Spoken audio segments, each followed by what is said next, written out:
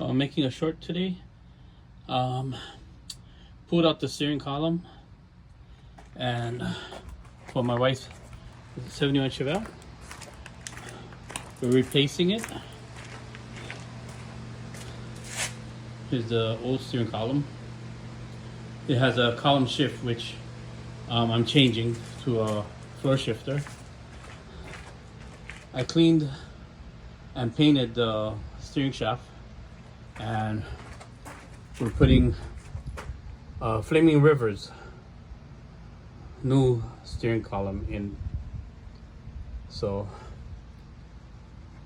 yep, just making a short, showing you guys what I'm doing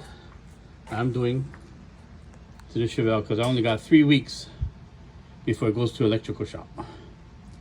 Okay guys, aloha, and we'll see you on the next one.